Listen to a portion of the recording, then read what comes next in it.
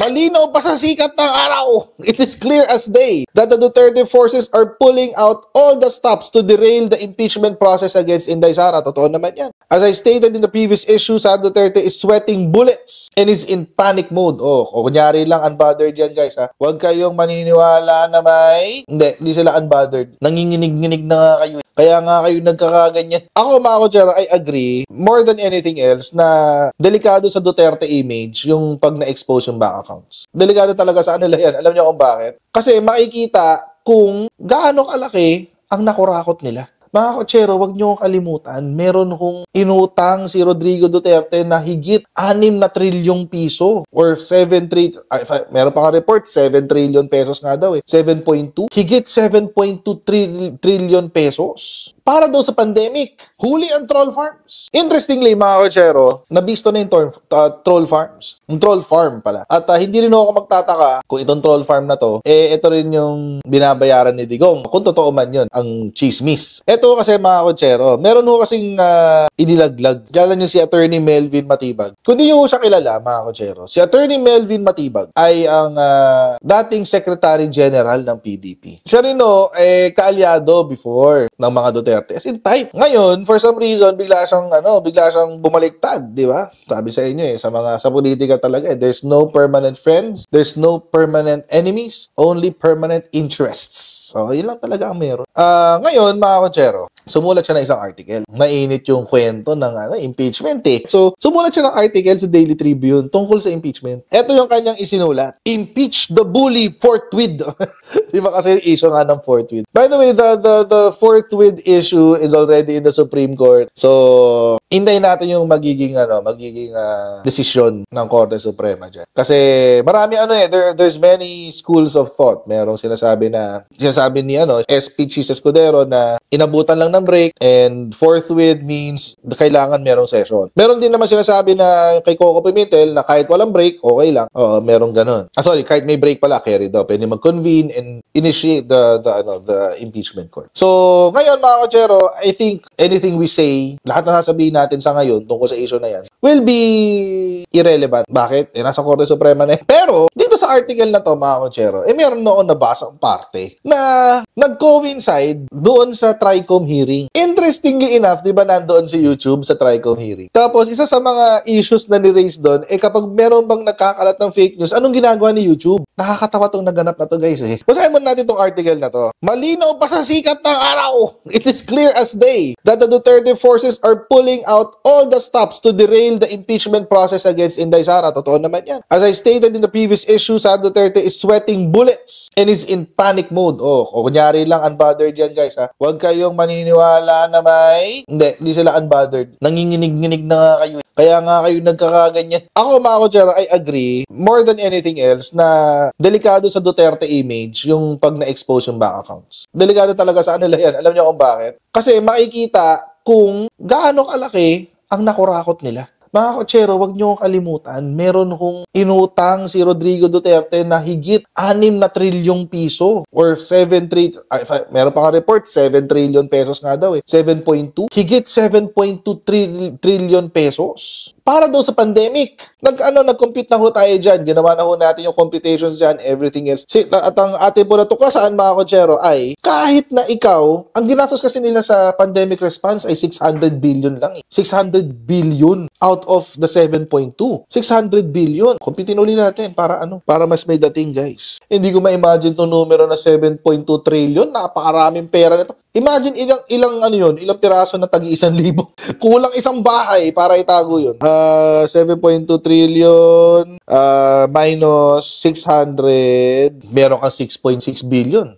Trillion, ayan, 6.6. Ayan, yan. Ngayon, mga kotsero, sabihin na natin, pandemic, walang ekonomiya. Magkano ang binudget noong 2021? National budget. If I'm not mistaken, nasa 4.7 trillion. I can be wrong, but there's more or less, sabi natin 4 trillion. 4.7 na lang para hindi tayo masyadong conservative. Minus 4.7 trillion. May 1.9 trillion ka, guys. Ano pa ba yung mga pwede natin ibawas dito para ma-justify naman natin yung expenses, hindi gong? Wait lang. Kasi, nasaan to? Almost 2 trillion pesos. You have 2 trillion pesos unaccounted for sa mga inutang ni Rodrigo Duterte. Nang isang taon lang. Isang taon lang yan. Nasaan yan? Definitely, wala yan sa Philippine bank accounts ng mga Duterte. Baka nasa offshore na yan. Baka nasa offshore bank accounts na yan ng mga Duterte. Sana meron mag-expose, no? Kung merong offshore bank accounts ng mga Duterte. Kasi ako, di ako mahirap magtago ng 2 trillion eh. Anyway, delikado talaga sa kanila yan pag na-expose yung bank accounts. At mapapatunayan din yung sinabi ni Antonio Trillanes na tumatanggap ng pera si Rodrigo Duterte sa illegal drug trade. Masisira ang imahe nila na anti-drug sila, etc. etc. Yun pala, sila, gusto lang nilang itaguyod ang kanilang sariling illegal drug trade. Sila lang pala may gusto, guys. So, Sara Duterte and her minions are employing the well-worn playbook of the simultaneous use of diversion, deception, and legal maneuvering, all designed to manipulate the political narrative to their advantage. Ayun. Ito yung sasabi rin natin before, mga kotsero. Na yung, kung titignan nyo, mga kotsero, lahat ng galawan ng mga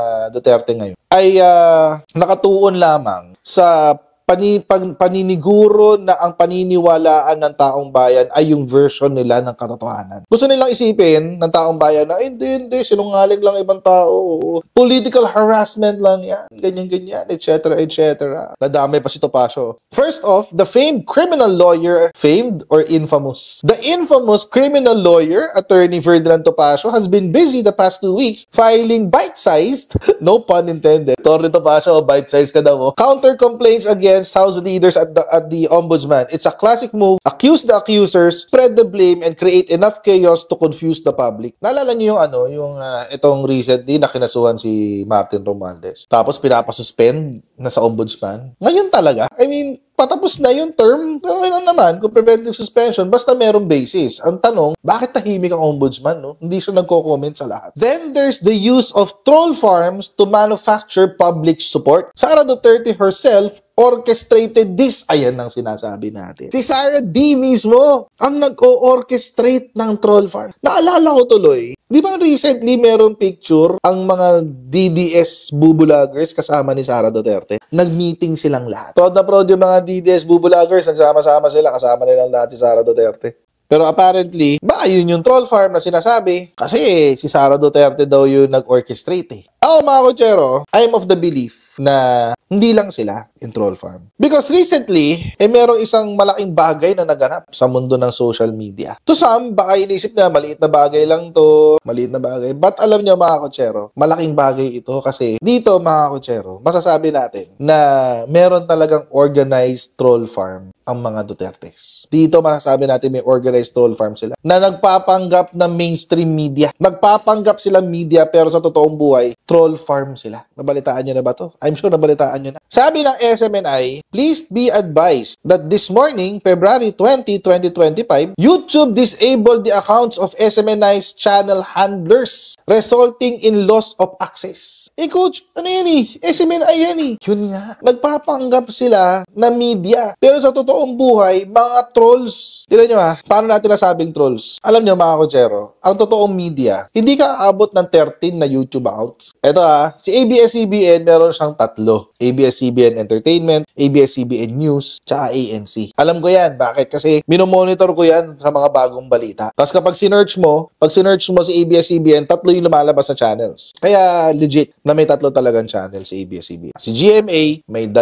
GMA Entertainment, GMA News. Si UNTV, isa lang. Net25, isa lang.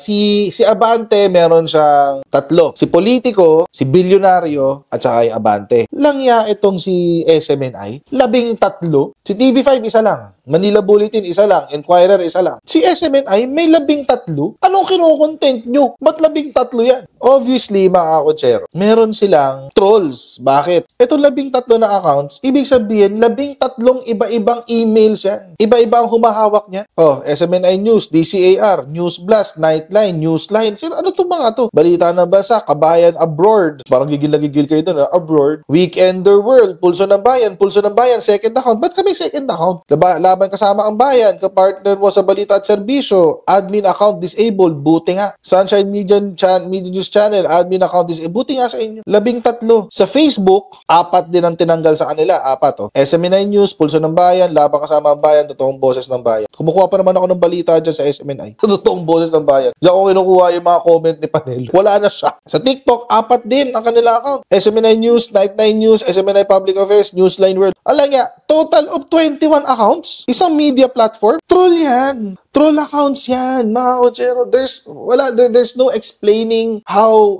this operates other than they are an organized troll farm.